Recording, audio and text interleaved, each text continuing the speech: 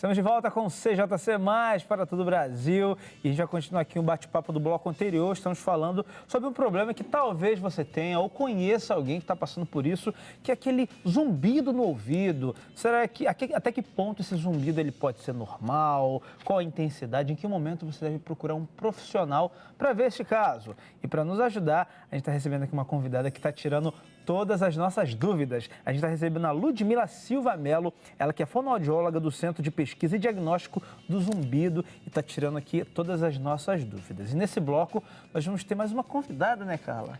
Gente, eu tô bem aqui surpresa com a nossa convidada. Ela é linda e olha, ela não aparenta a idade que ela falou ter aqui pra gente, né? Ela tem 80 anos, isso mesmo? 82. 82 anos e ela faz fuxico, ela faz também, dá aula de artesanato. Gente, eu estou muito curiosa para ela contar aqui um pouquinho pra gente, né, Ju, da história dela. A gente vai receber aqui a Dona Zeni, seja bem-vinda. Eni. Dona Eni, eu botei um Z no nome dela. Dona Eni. Dona Eni, tudo bem? Seja bem-vinda. Tudo bem. É um prazer ter aqui a senhora. O prazer é meu. Dona Eni, fique à vontade. Daqui a pouquinho a gente vai conversar com a senhora. Mas antes eu queria fazer uma pergunta aqui para a Ludmila, que tem algumas questões que são naturais quando a gente tem algum zumbido no nosso ouvido. Tem as questões naturais e tem as questões que não são. Quais seriam elas, Ludmila? Quando a gente está exposto a sons altos, quando a gente sobe a serra, então diferença de pressão no nosso ouvido, quando a gente tem acúmulo de água no conduto auditivo, quando a gente... Avião às vezes também, né? Avião, diferença de pressão, exatamente. Quando a gente tem contato com um som muito alto que gera uma caixa de som, um teste de som, que o som vai bem alto, bem agudo, todos esses sons geram um reflexo, que o som é muito parecido com o zumbido. A gente falou que o que a gente ouve, que é zumbido, pode ser qualquer intensidade, grave ou agudo, que não seja amplificado do ambiente, ou seja, não venha de fora, é o que a gente precisa se preocupar. Se continuar, vamos supor, aconteceu um fato assim e o zumbido continuou, independente da intervenção externa, aí sim a pessoa tem que procurar urgentemente. Aí sim tem que buscar um auxílio. E agora a gente vai conversar um pouco com a Dona Eni. E eu quero perguntar para a senhora como é que a senhora descobriu esse problema que a senhora tinha e como foi o tratamento também. Primeiramente, como que a senhora descobriu? Foi com quantos anos? Foi, acho que com 80 anos eu comecei a sentir assim uma coisa estranha. Parecia que meu ouvido estava entupido, né? E depois começou o zumbido. Devagarinho aquilo foi aumentando e se tornou um incômodo. Porque para dormir, né, para fazer as coisas, eu estava sempre... E a televisão naquela altura, né? Porque, como eu disse para a doutora, meu filho estava lá na sala, vinha, mãe, baixa essa televisão. Falando que está alto. Porque aquilo já não estava me deixando ouvir bem, né? Então foi assim que começou? Foi assim, depois uma dorzinha, aí eu procurei a otorrino, isso foi ano retrasado. Aí eu fiz o exame. Ela passou o remédio e aí disse para mim, ano que vem você vai fazer outro exame, porque aqui não estou achando que você precise da prótese já. Mas quando eu cheguei ano passado, que foi dezembro, aí quando eu fiz o exame já acusou que eu estava com pouca audição. Aí tive que apelar para a prótese, né? Porque eu já não estava para telefone, eu tinha que falar mais alto, porque eu tinha a impressão que o outro não estava me ouvindo, mas quem não estava ouvindo era eu. Sim. Quem não estava ouvindo direito era eu. Aí fiz o exame e tive que botar o aparelho. E depois que a senhora colocou o aparelho, Tudo mudou? Ficou melhor a audição? Parou de falar? Agora tá uma maravilha, meu filho. Televisão é no 12, no 11.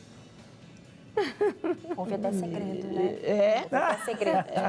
Agora, Lud, no caso da dona Eni, né? Conta aqui pra gente como é que foi o tratamento, como ela chegou pra você, como é que foi toda essa adaptação dela. A primeira coisa que a gente recebeu foi o pedido por causa da perda auditiva, certo? E quando a gente tem a perda auditiva, a primeira coisa que a gente faz é detectar e protetizar, certo? A prótese foi escolhida de acordo com a perda auditiva dela. E aí, em alguns casos, o zumbido ele já é controlado só com o uso da prótese. Uma vez que a gente corrige, porque também depende do que tem antes. Entendi. Né? Então, não precisa de uma programação especial. Quando a gente corrige a perda auditiva, o zumbido ele cede. E no caso de Dona Eni, quando a gente colocou a prótese, já deu uma melhorada. Logo quando a gente ativou, já deu tudo certo. E ela disse que esse problema aconteceu no ano retrasado, quando ela estava com uns 80 anos.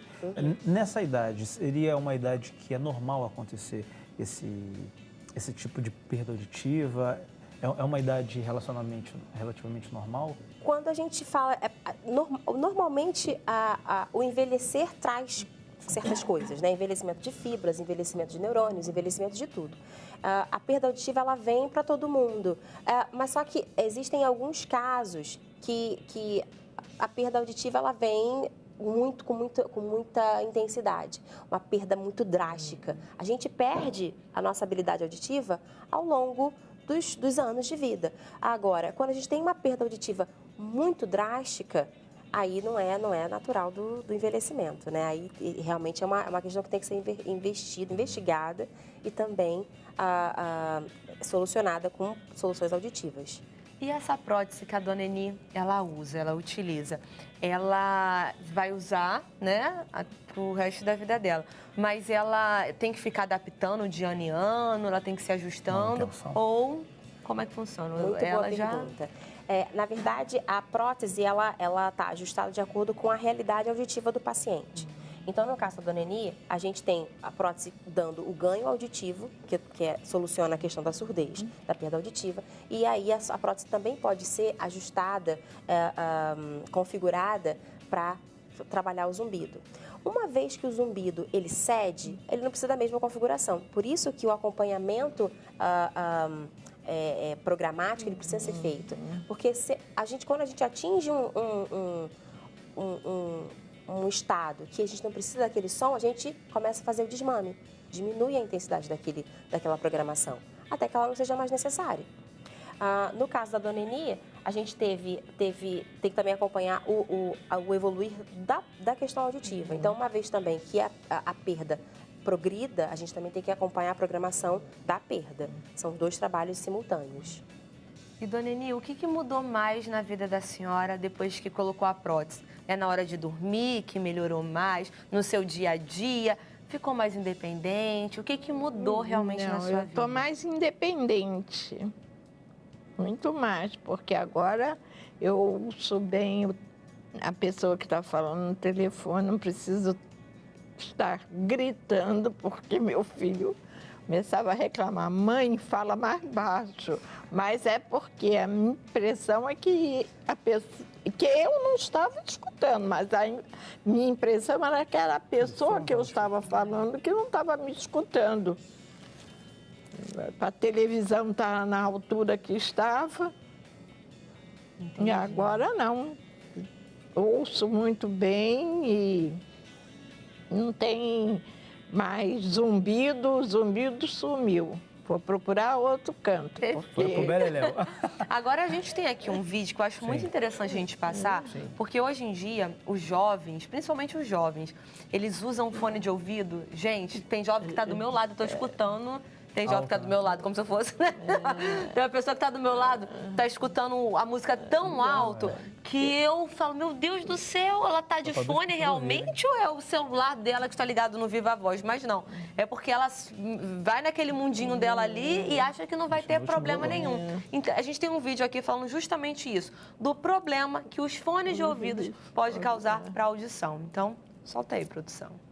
tem alguma consciência em relação ao volume? Você presta atenção de não ouvir uma música muito alta para não prejudicar? Eu sei que eu ouço um pouco mais alto do que a média, assim, mas eu tento me controlar para não forçar muito, né? Toda vez que eu saio, vou numa balada que o som tá muito alto, eu fico sentindo aquele barulhinho no ouvido depois. De voltar para casa e ficar com aquele zumbidinho no ouvido e tal, é mais frequente quando vou em show de rock.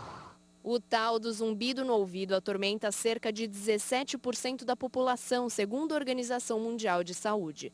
Isso corresponde a 278 milhões de pessoas. A existência deste zumbido é um dos indicadores de que algo está errado com a audição. Ele pode ser, inclusive, um sintoma da perda auditiva. Então, a gente não está pedindo para não usar o fone, a gente pede cuidado no uso.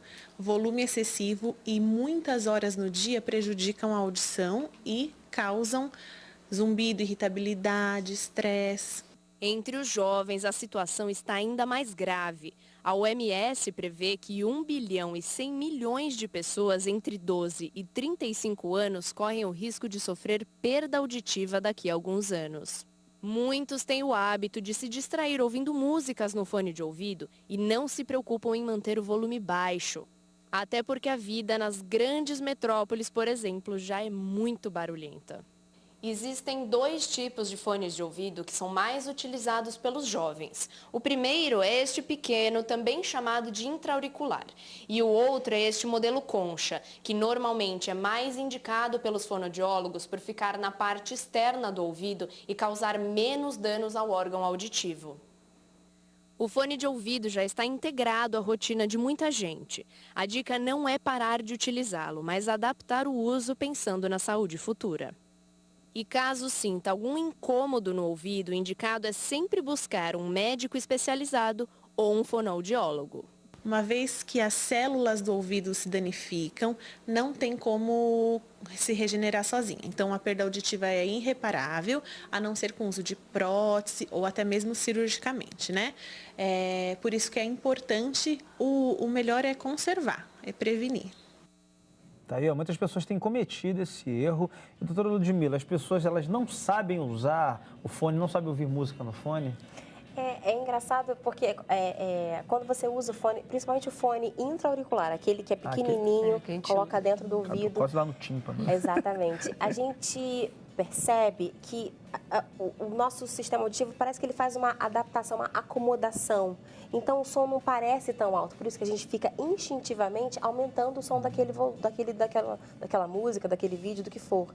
Então, a pessoa do lado de fora, não exposta à mesma intensidade sonora que você está exposto, ela ouve como um som alto. Mas você, já exposto àquele som, o nosso sistema ele acomoda, então a gente aumenta instintivamente, só que, na verdade, a gente está provocando mais exposição ao som alto. E ela falou também ali na matéria, Lud, que o fone esse fone que fica aqui, né, que prejudica mais.